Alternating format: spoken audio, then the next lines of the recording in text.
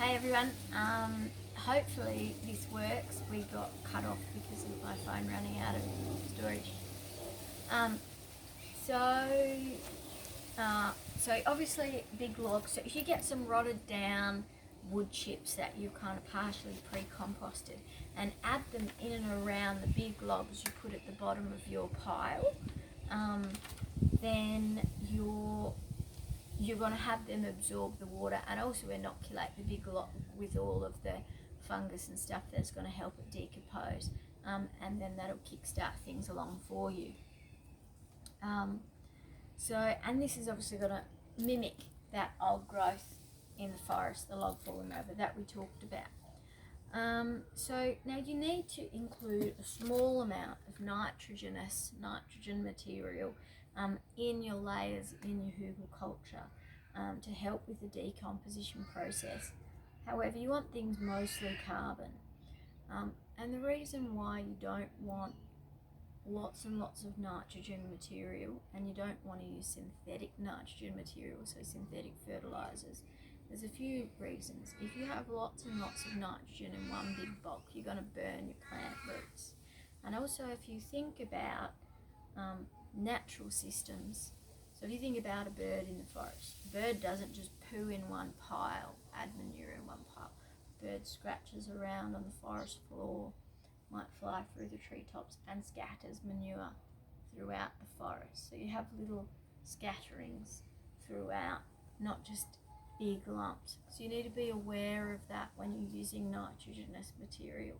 And also there's massive environmental issues of nitrate, synthetic chemical fertilizer, nitrogen leaching into waterways and causing massive environmental problems with algal blooms.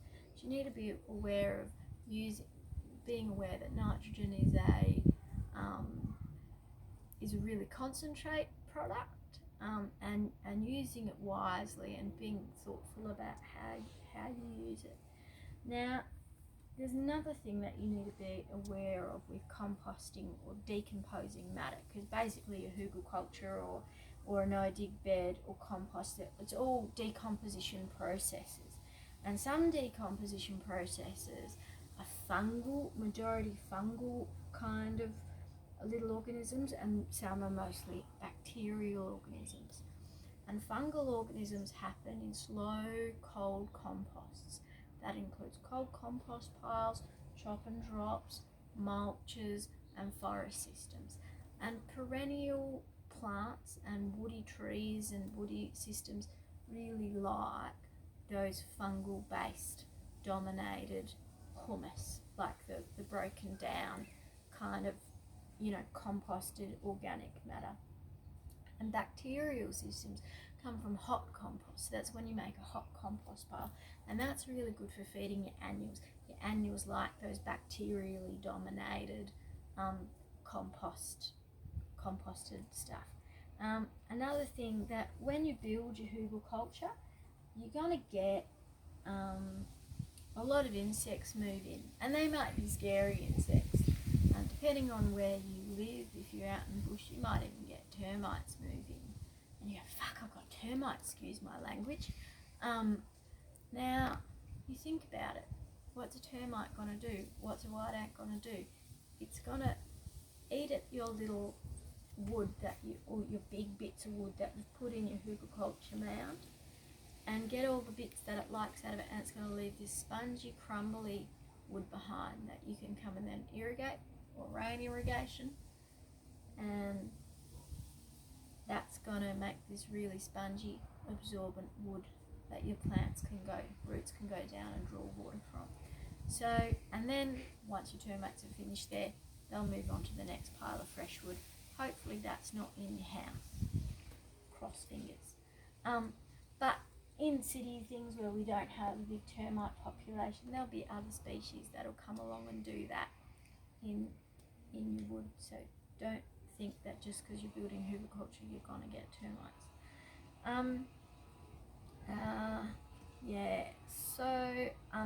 Talking about layer profiles.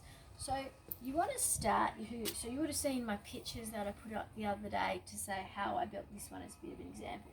So the first thing that you want to do when you build your hugelkultur is you want to build a bit of a border. So whether that's by digging a hole that's going to be your container, or putting some rocks or some logs, or getting a big container that you're going to make a raised bed in, something to contain all of the stuff that you're gonna build up. And what you want to put down the bottom is really chunky carbonaceous stuff that is going to be really slow to break down and kind of be really spongy and hold water as it breaks down.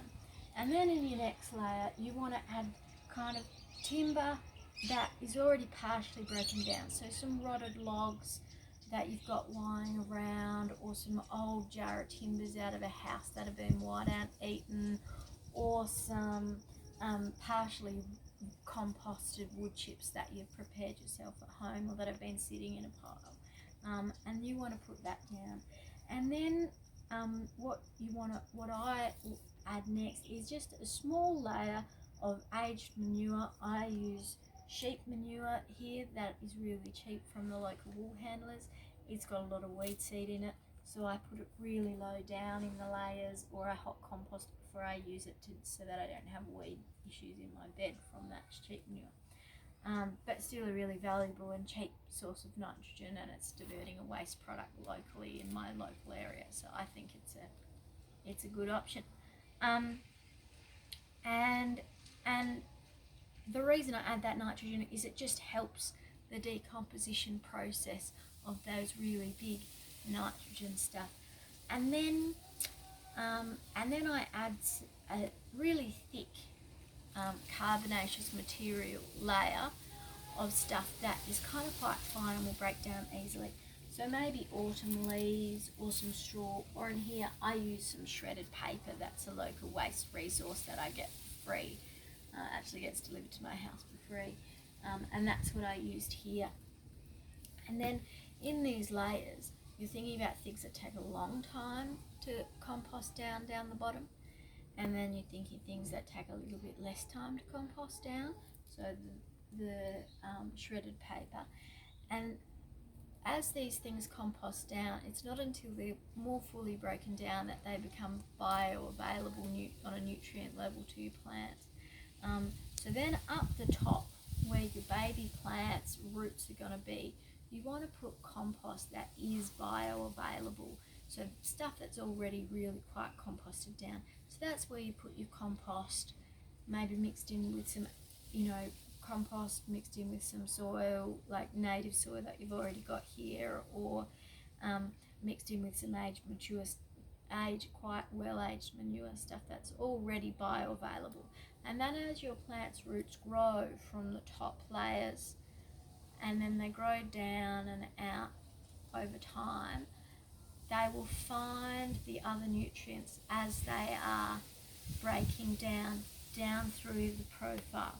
And that's hard to imagine in this really, really small example that I've built here, but if you imagine that in a really big example of a big hugelkultur, that maybe when it starts is built down into the ground and then 6 feet high, you can imagine how those plants do that over several years if you're planting big tree species in them and things like that. What else was I going to talk about? Now the only thing I didn't do here, because I had stuff to do with my 2-year-old, is I didn't mulch on top. So this is mushroom compost that I've used that I'm going to plant into, and then I should have put some of my loop and straw compost. So mulch on top. So if you imagine that, this is just some floor sweepings, a bit of old tissue paper, a bit of bark, loop and straw, bit of broken up autumn leaves, and I usually mulch quite a bit thicker than that. I usually mulch sometimes with wood chips up to 4 inches thick, with straw based mulches like this up to 1 inch thick. And with your planting, you don't want to dig everything over and disturb it too much, because you break all the little mycorrhizal fungi and all the little microscopic insects that are in there and doing their thing. You kind of, they're tiny. You kind of put in a bulldozer through their home. You don't want to do that. So you want to disturb the soil as little as possible. So you just want to make a little pocket in the soil, big enough to plant your plant. So I'm going to put in this bed in here is going to go these 2 nectarine trees when they go dormant. And then this is just a little bed that I've built around just for some annuals and flowers to attract the bees and the beneficials and stuff. So I'm going to put some alyssum in here. And these are only tiny little seedlings that I want to plant. So I'm just going to squidgy them. I always struggle to get these out. There we go. And that's only a really small little plant to get in. I'm just going to tease its roots out a little bit. So I'm just going to make a tiny little pocket. Frida, are you able to come and show this tiny little pocket? So it's just really small, big enough to put the plant in, like that. And then push the soil back in around it. And then gently tease your mulch in. And then you always water in. And that just removes any air pockets and helps kind of nice contact in and gives the plant a little drink to get it going. So you always water in whenever you add something to the soil, whether you add a plant, whether you add manure or fertilizer, or whether you add mulch, you always water in. Now, maintenance. So you imagine this Hugelkultur and, you know, things are breaking down. How do I keep nutrients going?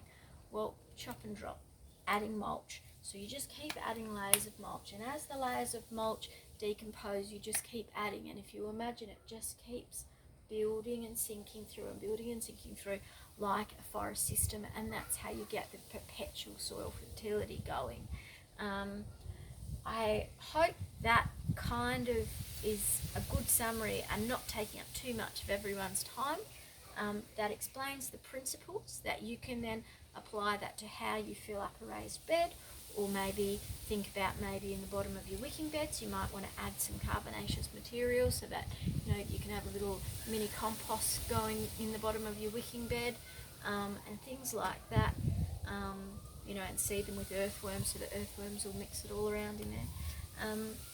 I hope that gives people a bit of an idea of soil building and what to do at their place.